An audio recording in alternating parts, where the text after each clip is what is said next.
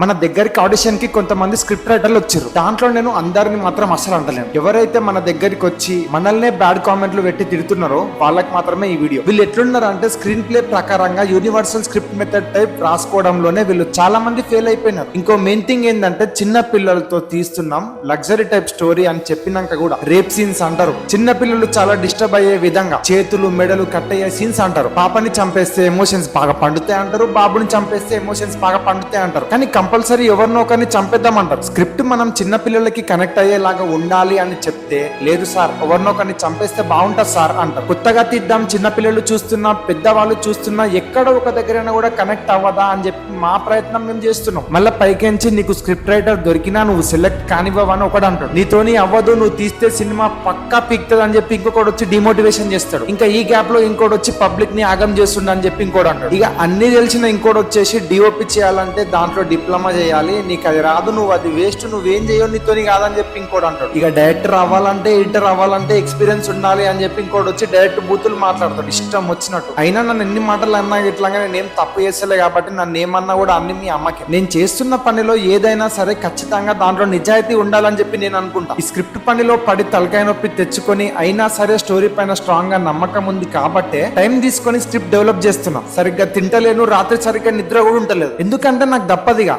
సచ్చినా బతికినా ఏదైనా సరే అన్ని వదిలేసి సినిమా ఇండస్ట్రీయే నా లైఫ్ అనుకున్నా. కానీ నేను నలుగురికి మంచి చేద్దాం అనుకున్నా ఎట్లాగా అది లాస్ట్ నాకు చెడయే వస్తుంది. ఎందుకో నాకు అర్థమైతలేదు. అది నా దగ్గరికి వస్తున్నారు, నాతో ఉంటామంటున్నారు, మన యూనిటీలో జాయిన్ అవుతాం అంటారు, మనం అందరం ఒక టీం అంటారు, వాళ్ళు మనోళ్ళు అని చెప్పి అనుకునే లోపు నన్ను వదిలిపెట్టి వెళ్ళిపోతున్నారు. అయినా సరే ఒంటరిగా అయినా కొట్లాడతా ఏదో ఒక రోజు. ఇప్పుడు కాకపోతే ఇంకెప్పుడైనా సరే సక్సెస్ అవ్వకుండా అయితే చచ్చిపోనుగా.